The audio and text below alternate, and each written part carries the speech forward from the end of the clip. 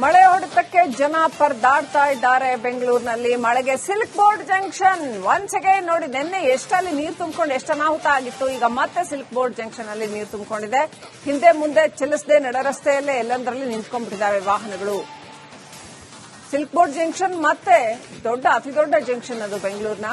ಅಲ್ಲಿ ಮತ್ತೆ ಈಗ ನೀರು ತುಂಬಿಕೊಂಡಿದೆ. ಹಾಗಾಗಿ ವಾಹನಗಳು ಹಿಂದೆ ಮುಂದೆ ಮೂವ್ ಆಗಕ್ಕಾಗದೆ ಅಲ್ಲೇ ನಿಂತಿದೆ ನೋಡಿ. ಸಿಲ್ಕ್ ಬೋರ್ಡ್ ಜಂಕ್ಷನ್ ನಿನ್ನೆ ಈ ರೀತಿ ಮಳೆ ನೀರನ್ನ ಜೆಸಿಬಿಗಳ ಮುಖಾಂತರ ತೆಗೆಯೋ ಪ್ರಯತ್ನ ಮಾಡಿದ್ರು.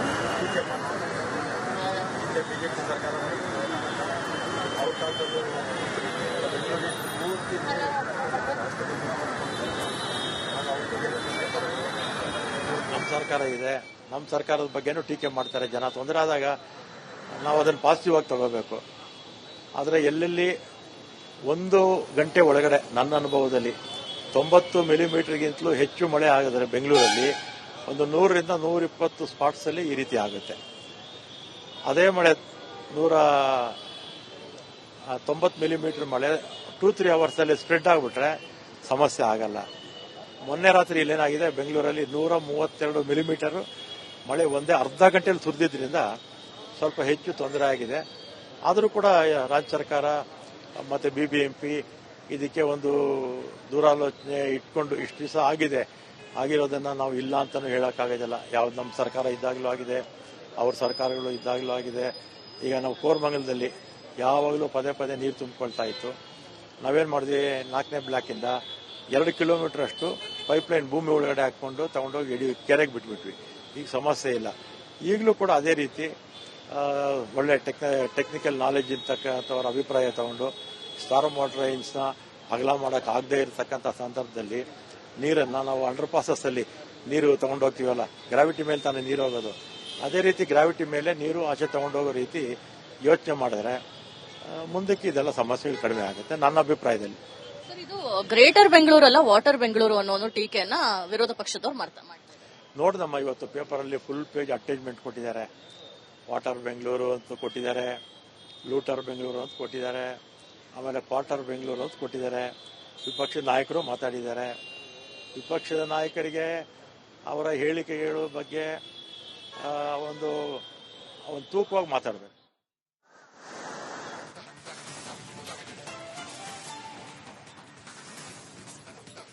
ಈಸ್ಟ್ ಬೆಂಗಳೂರೆಲ್ಲ ನೀರಲ್ಲಿ ತುಂಬೋಗಿತ್ತು. ಅವಾಗೇನಂತ ಕರಿಬೇಕಾಗಿತ್ತು, ನಾವು ವಾಟರ್ ಬೆಂಗಳೂರು ಅಂತ ಕರಿಬೇಕಾಗಿತ್ತಾ? 2 ವರ್ಷಗಳ ಕಾಲ ಹೈಕೋರ್ಟ್ ಮಾನಿಟರ್ ಮಾಡಿದ್ರು ಪಾಟ್ ಹೋಲ್ಸ್ ಮುಚ್ಚೋದಕ್ಕೆ. 2 ವರ್ಷಗಳ ಕಾಲ ಹೈಕೋರ್ಟ್ ಪ್ರತಿ ತಿಂಗಳು ಕಮಿಷನ್ ಕರೆಸಿ ಪಾಟ್ ಹೋಲ್ಸ್ ಎಷ್ಟು ಮುಚ್ಚಿದಾರ ಏನು ಅಂತ ಲೆಕ್ಕ ಕೇಳ್ತಾ ಇದ್ರು. ಇವರು ಸ್ಕೂಲ್ ಟೀಚರ್ ಮಕ್ಕಳ ತರ ಹೋಗಿ ಅಲ್ಲಿ ಪಾಠ ಕೊಟ್ಟು ಬರ್ತಾ ಇದ್ರು. ನಾವು ಹೇಳಿಸ್ಕೊಂಡ್ವಾ ಹೈಕೋರ್ಟ್ ಅಲ್ಲಿ? ಬೆಂಗಳೂರು ಗಾರ್ಡನ್ ಸಿಟಿನ ಗಾರ್ಬೇಜ್ ಸಿಟಿ ಮಾಡಿದ್ಯಾರು? ಇದೇ ಬಿಜೆಪಿ ಅವರು. ಆಮೇಲೆ ಬೆಂಗಳೂರಿಗೆ ನಮ್ಗೆ ಅಧಿಕಾರ ಬಿಟ್ಟಾಗ 8,000 ಕೋಟಿ ಸಾಲ ಇಟ್ಟೋಗಿದ್ದಾರೆ ಇವರು. ಮಹಾನಗರ ಪಾಲಿಕೆಯಲ್ಲಿ 8,000 ಕೋಟಿ ಇವರು ಸಾಲ ಇಟ್ಟೋಗಿದ್ದಾರೆ. ಒಟ್ಟು ರಾಜ್ಯದಲ್ಲಿ 80,000 ಕೋಟಿ ಸಾಲ ಇಟ್ಟೋಗಿದ್ರು. ಮಹಾನಗರ ಪಾಲಿಕೆ ಒಂದರಲ್ಲೇ 8,000 ಕೋಟಿ ಸಾಲ ಇಟ್ಟೋಗಿದ್ದಾರೆ ಇವರು. ಅದರಿಂದ ಅವರು ಟೀಕೆ ಮಾಡಲಿ, ಸರ್ಕಾರಕ್ಕೆ ಕಿವಿ ಹಿಂಡೋ ಕೆಲಸ ಮಾಡಲಿ ವಿಪಕ್ಷದವರು. ಆದರೆ ಮಾತಾಡುವಾಗ ಘನತೆಯಿಂದ ಮಾತಾಡಲಿ ಅಂತ ಅವ್ರಿಗೆ ಹೇಳ್ತೀನಿ. ನಮಗೆ ವಾಟರ್ ಬೆಂಗಳೂರು, ಕ್ವಾರ್ಟರ್ ಬೆಂಗಳೂರು, ಮತ್ತೆ ಇನ್ನೊಂದೇನು ಹೇಳಿದ್ರಮ್ಮ, ಲೂಟರ್ ಬೆಂಗಳೂರು ಅಂದ್ರೆ ನಾವು ಇದೇ ಪದಗಳನ್ನ ಬಿಜೆಪಿ ಅವ್ರಿಗೂ ಹೇಳ್ಬೇಕಾಗುತ್ತೆ. ಈಗ ನಿನ್ನೆ ಅಷ್ಟೆಲ್ಲ ಮನೆಗಳಿಗೆ ಮಳೆ ನೀರು ನುಗ್ಗಿದೆ, ಸಾಕಷ್ಟು ಪ್ರದೇಶಗಳಲ್ಲಿ ಹಾನಿಯಾಗಿದೆ. But CM DCM city rounds ಅನ್ನು ಮಾಡಲಿಲ್ಲ. ಡಿಸಿಎಂ ಏನೋ ಒತ್ತಾಯಕ್ಕೆ ಮಾಡಿರೋ ತರ ಕಾಣಿಸ್ತು.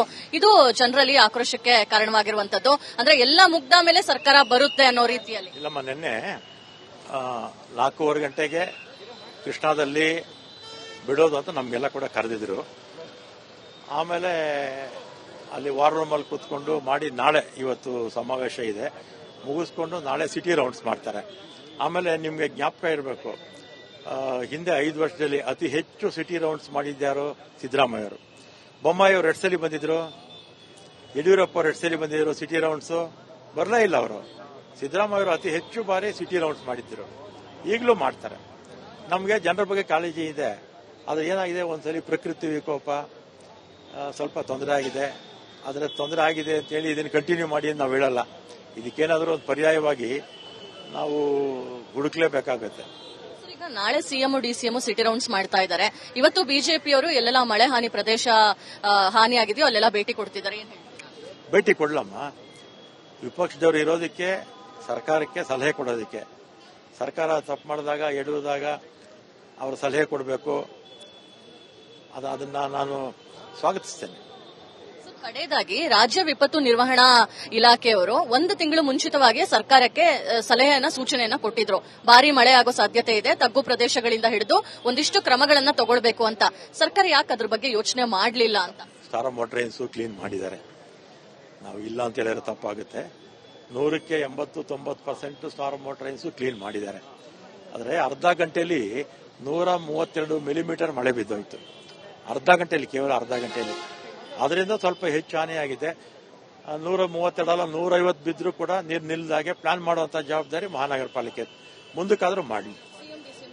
ನಾಳೆ ಬರ್ತಾರಮ್ಮ. ಕೊಟ್ಟಿದ್ದಾರೆ, ನೆನ್ನೆನೆ ಕೊಟ್ಟಲ್ಲ. ನೆನ್ನೆ ವಾರ್ ರೂಮ್ ಅಲ್ಲಿ ಕೂತಿದ್ರಲ್ಲ ಸಿಎಂ ಡಿಸಿಎಂ. ಇವಿಷ್ಟು ಸಚಿವ ರಾಮಲಿಂಗಾರೆಡ್ಡಿ ಅವರ ಮಾತು. ಅಂದ್ರೆ ಪ್ರಮುಖವಾಗಿ ಈಗಾಗಲೇ ಸರ್ಕಾರ ಎಲ್ಲ ರೀತಿಯ ಕ್ರಮಕ್ಕೂ ಕೂಡ ಮುಂದಾಗಿದೆ. ಸಿಎಂ ಡಿಸಿಎಂ ನಾಳೆ ಸಿಟಿ ರೌಂಡ್ಸ್ ನ ಮಾಡ್ತಾ ಇದ್ದಾರೆ. ಅತಿ ಹೆಚ್ಚು ಯಾರಾದರೂ ರೌಂಡ್ಸ್ ಸಿಟಿ ರೌಂಡ್ಸ್ ಮಾಡಿದ್ದಾರೆ ಅಂತ ಹೇಳಿದ್ರೆ ಅದು ಸಿದ್ದರಾಮಯ್ಯನವರು. ವಿರೋಧ ಪಕ್ಷದವರು ಯಾವುದೇ ರೀತಿಯ ಟೀಕೆಗಳನ್ನ ಮಾಡ್ಲಿ, ಆದ್ರೆ ಅದಕ್ಕೆ ತಲೆ ಕೆಡಿಸ್ಕೊಳ್ಳಲ್ಲ. ನಮ್ದು ಜನಪರವಾದಂತಹ ಸರ್ಕಾರ ಅನ್ನೋ ಒಂದು ವಿಚಾರವನ್ನ ಕೂಡ ಹೇಳಿರುವಂತದ್ದು. ಕ್ಯಾಮರಾ ಪರ್ಸನ್ ಕಾಂತರಾಜ್ ಜೊತೆ ದೀಪ್ತಿ ತೋಳ್ಪಡಿ, ರಿಪಬ್ಲಿಕ್ ಕನ್ನಡ, ಬೆಂಗಳೂರು. ಮಳೆ ಹೊಡೆತಕ್ಕೆ ಜನ ಪರದಾಡ್ತಾ ಇದ್ದಾರೆ ಬೆಂಗಳೂರಿನಲ್ಲಿ. ಮಳೆಗೆ silk board junction once again ನೋಡಿ, ನಿನ್ನೆ ಎಷ್ಟಲ್ಲಿ ನೀರು ತುಂಬಿಕೊಂಡು ಎಷ್ಟು ಅನಾಹುತ ಆಗಿತ್ತು. ಈಗ ಮತ್ತೆ ಸಿಲ್ಕ್ ಬೋರ್ಡ್ ಜಂಕ್ಷನ್ ಅಲ್ಲಿ ನೀರು ತುಂಬಿಕೊಂಡಿದೆ. ಹಿಂದೆ ಮುಂದೆ ಚಲಿಸದೆ ನಡ ರಸ್ತೆಯಲ್ಲೇ ಎಲ್ಲಂದರಲ್ಲಿ ನಿಂತ್ಕೊಂಡ್ಬಿಟ್ಟಿದ್ದಾವೆ ವಾಹನಗಳು.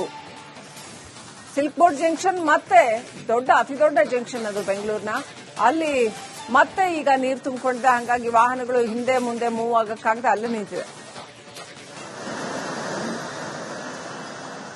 ನೋಡಿ. ಸಿಲ್ಕ್ ಬೋರ್ಡ್ ಜಂಕ್ಷನ್ ನಿನ್ನೆ ಈ ರೀತಿ ಮಳೆ ನೀರನ್ನ ಜೆಸಿಬಿಗಳ ಮುಖಾಂತರ ತೆಗೆಯೋ ಪ್ರಯತ್ನ ಮಾಡಿದ್ರು.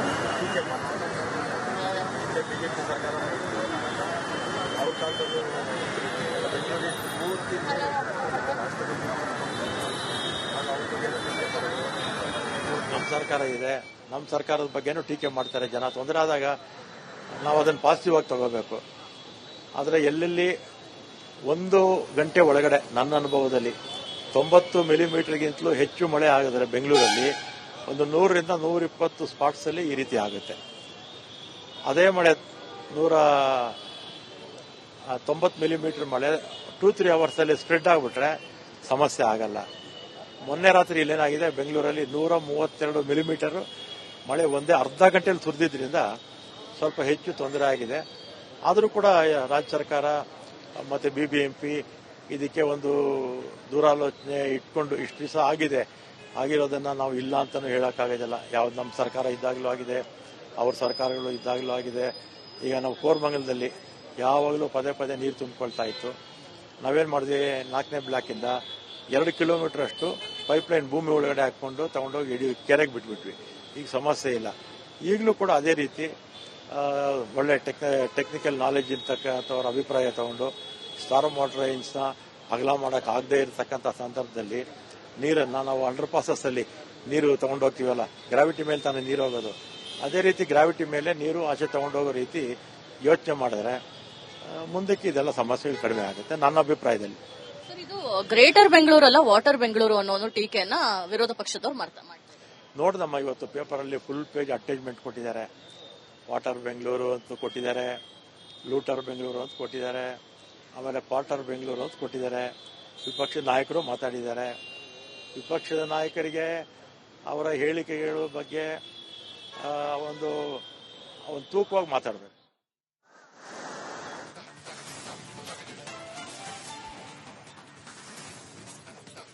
ಈಸ್ಟ್ ಬೆಂಗಳೂರೆಲ್ಲ ನೀರಲ್ಲಿ ತುಂಬೋಗಿತ್ತು. ಅವಾಗೇನಂತ ಕರಿಬೇಕಾಗಿತ್ತು, ನಾವು ವಾಟರ್ ಬೆಂಗಳೂರು ಅಂತ ಕರಿಬೇಕಾಗಿತ್ತಾ? 2 ವರ್ಷಗಳ ಕಾಲ ಹೈಕೋರ್ಟ್ ಮಾನಿಟರ್ ಮಾಡಿದ್ರು ಪಾಟ್ ಹೋಲ್ಸ್ ಮುಚ್ಚೋದಕ್ಕೆ. 2 ವರ್ಷಗಳ ಕಾಲ ಹೈಕೋರ್ಟ್ ಪ್ರತಿ ತಿಂಗಳು ಕಮಿಷನ್ ಕರೆಸಿ ಪಾಟ್ ಹೋಲ್ಸ್ ಎಷ್ಟು ಮುಚ್ಚಿದಾರ ಏನು ಅಂತ ಲೆಕ್ಕ ಕೇಳ್ತಾ ಇದ್ರು. ಇವರು ಸ್ಕೂಲ್ ಟೀಚರ್ ಮಕ್ಕಳ ತರ ಹೋಗಿ ಅಲ್ಲಿ ಪಾಠ ಕೊಟ್ಟು ಬರ್ತಾ ಇದ್ರು. ನಾವು ಹೇಳಿಸ್ಕೊಂಡ್ವಾ ಹೈಕೋರ್ಟ್ ಅಲ್ಲಿ? ಬೆಂಗಳೂರು ಗಾರ್ಡನ್ ಸಿಟಿನ ಗಾರ್ಬೇಜ್ ಸಿಟಿ ಮಾಡಿದ್ಯಾರು? ಇದೇ ಬಿಜೆಪಿ ಅವರು. ಆಮೇಲೆ ಬೆಂಗಳೂರಿಗೆ ನಮ್ಗೆ ಅಧಿಕಾರ ಬಿಟ್ಟಾಗ 8,000 ಕೋಟಿ ಸಾಲ ಇಟ್ಟೋಗಿದ್ದಾರೆ ಇವರು. ಮಹಾನಗರ ಪಾಲಿಕೆಯಲ್ಲಿ 8,000 ಕೋಟಿ ಇವರು ಸಾಲ ಇಟ್ಟೋಗಿದ್ದಾರೆ. ಒಟ್ಟು ರಾಜ್ಯದಲ್ಲಿ 80,000 ಕೋಟಿ ಸಾಲ ಇಟ್ಟೋಗಿದ್ರು. ಮಹಾನಗರ ಪಾಲಿಕೆ ಒಂದರಲ್ಲೇ 8,000 ಕೋಟಿ ಸಾಲ ಇಟ್ಟೋಗಿದ್ದಾರೆ ಇವರು. ಅದರಿಂದ ಅವರು ಟೀಕೆ ಮಾಡಲಿ, ಸರ್ಕಾರಕ್ಕೆ ಕಿವಿ ಹಿಂಡೋ ಕೆಲಸ ಮಾಡಲಿ ವಿಪಕ್ಷದವರು. ಆದರೆ ಮಾತಾಡುವಾಗ ಘನತೆಯಿಂದ ಮಾತಾಡಲಿ ಅಂತ ಅವ್ರಿಗೆ ಹೇಳ್ತೀನಿ. ನಮಗೆ ಕ್ವಾರ್ಟರ್ ಬೆಂಗಳೂರು ಮತ್ತೆ ಇನ್ನೊಂದೇನು ಹೇಳಿದ್ರಮ್ಮ, ಲೂಟರ್ ಬೆಂಗಳೂರು ಅಂದ್ರೆ ನಾವು ಇದೇ ಪದಗಳನ್ನ ಬಿಜೆಪಿ ಅವ್ರಿಗೂ ಹೇಳ್ಬೇಕಾಗುತ್ತೆ. ಈಗ ನಿನ್ನೆ ಅಷ್ಟೆಲ್ಲ ಮನೆಗಳಿಗೆ ಮಳೆ ನೀರು ನುಗ್ಗಿದೆ, ಸಾಕಷ್ಟು ಪ್ರದೇಶಗಳಲ್ಲಿ ಹಾನಿಯಾಗಿದೆ. But CM DCM city rounds ಅನ್ನು ಮಾಡಲಿಲ್ಲ. ಡಿಸಿಎಂ ಏನೋ ಒತ್ತಾಯಕ್ಕೆ ಮಾಡಿರೋ ತರ ಕಾಣಿಸ್ತು. ಇದು ಜನರಲಿ ಆಕ್ರೋಶಕ್ಕೆ ಕಾರಣವಾಗಿರುವಂತದ್ದು. ಅಂದ್ರೆ ಎಲ್ಲ ಮುಗ್ದ ಮೇಲೆ ಸರ್ಕಾರ ಬರುತ್ತೆ ಅನ್ನೋ ರೀತಿಯಲ್ಲಿ. ಇಲ್ಲಮ್ಮ, ನಿನ್ನೆ 4:15 ಗಂಟೆಗೆ ಕೃಷ್ಣಾದಲ್ಲಿ ಬಿಡೋದು ಅಂತ ನಮ್ಗೆಲ್ಲ ಕೂಡ ಕರೆದಿದ್ರು. ಆಮೇಲೆ ಅಲ್ಲಿ ವಾರ್ ರೂಮಲ್ಲಿ ಕೂತ್ಕೊಂಡು ಮಾಡಿ ನಾಳೆ ಇವತ್ತು ಸಮಾವೇಶ ಇದೆ, ಮುಗಿಸ್ಕೊಂಡು ನಾಳೆ ಸಿಟಿ ರೌಂಡ್ಸ್ ಮಾಡ್ತಾರೆ. ಆಮೇಲೆ ನಿಮಗೆ ಜ್ಞಾಪಕ ಇರಬೇಕು, ಹಿಂದೆ 5 ವರ್ಷದಲ್ಲಿ ಅತಿ ಹೆಚ್ಚು ಸಿಟಿ ರೌಂಡ್ಸ್ ಮಾಡಿದ್ಯಾರು? ಸಿದ್ದರಾಮಯ್ಯವರು. ಬೊಮ್ಮಾಯಿಯವರು 2 ಸಲ ಬಂದಿದ್ರು, ಯಡಿಯೂರಪ್ಪ ಅವರು 2 ಸಲ ಬಂದಿದ್ರು. ಸಿಟಿ ರೌಂಡ್ಸ್ ಬರಲೇ ಇಲ್ಲ ಅವರು. ಸಿದ್ದರಾಮಯ್ಯವರು ಅತಿ ಹೆಚ್ಚು ಬಾರಿ ಸಿಟಿ ರೌಂಡ್ಸ್ ಮಾಡಿದ್ರು, ಈಗಲೂ ಮಾಡ್ತಾರೆ. ನಮಗೆ ಜನರ ಬಗ್ಗೆ ಕಾಳಜಿ ಇದೆ.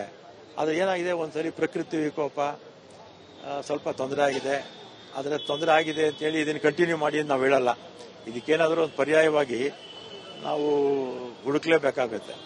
ಈಗ ನಾಳೆ ಸಿಎಂ ಡಿಸಿಎಂ ಸಿಟಿ ರೌಂಡ್ಸ್ ಮಾಡ್ತಾ ಇದ್ದಾರೆ. ಇವತ್ತು ಬಿಜೆಪಿಯವರು ಎಲ್ಲೆಲ್ಲ ಮಳೆ ಹಾನಿ ಪ್ರದೇಶ ಹಾನಿಯಾಗಿದೆಯೋ ಅಲ್ಲೆಲ್ಲ ಭೇಟಿ ಕೊಡ್ತಿದ್ದಾರೆ. ಭೇಟಿ ಕೊಡ್ಲಮ್ಮ, ವಿಪಕ್ಷದವರು ಇರೋದಕ್ಕೆ, ಸರ್ಕಾರಕ್ಕೆ ಸಲಹೆ ಕೊಡೋದಕ್ಕೆ. ಸರ್ಕಾರ ತಪ್ಪು ಮಾಡಿದಾಗ, ಎಡುವುದಾಗ ಅವರು ಸಲಹೆ ಕೊಡಬೇಕು. ಅದನ್ನ ನಾನು ಸ್ವಾಗತಿಸ್ತೇನೆ. ಕಡೆಯದಾಗಿ ರಾಜ್ಯ ವಿಪತ್ತು ನಿರ್ವಹಣಾ ಇಲಾಖೆಯವರು 1 ತಿಂಗಳು ಮುಂಚಿತವಾಗಿ ಸರ್ಕಾರಕ್ಕೆ ಸಲಹೆಯನ್ನ ಸೂಚನೆಯನ್ನ ಕೊಟ್ಟಿದ್ರು. ಭಾರಿ ಮಳೆ ಆಗೋ ಸಾಧ್ಯತೆ ಇದೆ, ತಗ್ಗು ಪ್ರದೇಶಗಳಿಂದ ಹಿಡಿದು ಒಂದಿಷ್ಟು ಕ್ರಮಗಳನ್ನ ತಗೊಳ್ಬೇಕು ಅಂತ. ಸರ್ಕಾರ ಯಾಕೆ ಅದ್ರ ಬಗ್ಗೆ ಯೋಚನೆ ಮಾಡಲಿಲ್ಲ ಅಂತ. ಸ್ಟಾರ್ ಮೋಟ್ರೈನ್ಸು ಕ್ಲೀನ್ ಮಾಡಿದ್ದಾರೆ, ನಾವು ಇಲ್ಲ ಅಂತ ಹೇಳಿದ್ರೆ ತಪ್ಪಾಗುತ್ತೆ. 100ಕ್ಕೆ 80-90% ಸ್ಟಾರ್ ಮೋಟ್ರೈನ್ಸು ಕ್ಲೀನ್ ಮಾಡಿದ್ದಾರೆ. ಆದರೆ ಅರ್ಧ ಗಂಟೆಯಲ್ಲಿ 132 ಮಿಲಿಮೀಟರ್ ಮಳೆ ಬಿದ್ದೋಯ್ತು. ಕೇವಲ ಅರ್ಧ ಗಂಟೆಯಲ್ಲಿ. ಅದರಿಂದ ಸ್ವಲ್ಪ ಹೆಚ್ಚು ಹಾನಿಯಾಗಿದೆ. 132 ಅಲ್ಲ 150 ಬಿದ್ದರೂ ಕೂಡ ನೀರು ನಿಲ್ಲದಾಗೆ ಪ್ಲಾನ್ ಮಾಡುವಂತ ಜವಾಬ್ದಾರಿ ಮಹಾನಗರ ಪಾಲಿಕೆ. ಮುಂದಕ್ಕಾದ್ರೂ ಮಾಡಲಿ. ನಾಳೆ ಬರ್ತಾರಮ್ಮ, ಕೊಟ್ಟಿದ್ದಾರೆ. ನೆನ್ನೆನೆ ಕೊಟ್ಟಲ್ಲ, ನೆನ್ನೆ ವಾರ್ ರೂಮಲ್ಲಿ ಕೂತಿದ್ರಲ್ಲ ಸಿಎಂ ಡಿಸಿಎಂ. ಇವಿಷ್ಟು ಸಚಿವ ರಾಮಲಿಂಗಾರೆಡ್ಡಿ ಅವರ ಮಾತು. ಅಂದ್ರೆ ಪ್ರಮುಖವಾಗಿ ಈಗಾಗಲೇ ಸರ್ಕಾರ ಎಲ್ಲ ರೀತಿಯ ಕ್ರಮಕ್ಕೂ ಕೂಡ ಮುಂದಾಗಿದೆ. ಸಿಎಂ ಡಿಸಿಎಂ ನಾಳೆ ಸಿಟಿ ರೌಂಡ್ಸ್ ನ ಮಾಡ್ತಾ ಇದ್ದಾರೆ. ಅತಿ ಹೆಚ್ಚು ಯಾರಾದರೂ ರೌಂಡ್ಸ್ ಸಿಟಿ ರೌಂಡ್ಸ್ ಮಾಡಿದ್ದಾರೆ ಅಂತ ಹೇಳಿದ್ರೆ ಅದು ಸಿದ್ದರಾಮಯ್ಯನವರು. ವಿರೋಧ ಪಕ್ಷದವರು ಯಾವುದೇ ರೀತಿಯ ಟೀಕೆಗಳನ್ನ ಮಾಡ್ಲಿ, ಆದ್ರೆ ಅದಕ್ಕೆ ತಲೆ ಕೆಡಿಸಿಕೊಳ್ಳಲ್ಲ. ನಮ್ದು ಜನಪರವಾದಂತಹ ಸರ್ಕಾರ ಅನ್ನೋ ಒಂದು ವಿಚಾರವನ್ನ ಕೂಡ ಹೇಳಿರುವಂತದ್ದು. ಕ್ಯಾಮರಾ ಪರ್ಸನ್ ಕಾಂತರಾಜ್ ಜೊತೆ ದೀಪ್ತಿ ತೋಳ್ಪಡಿ, ರಿಪಬ್ಲಿಕ್ ಕನ್ನಡ, ಬೆಂಗಳೂರು.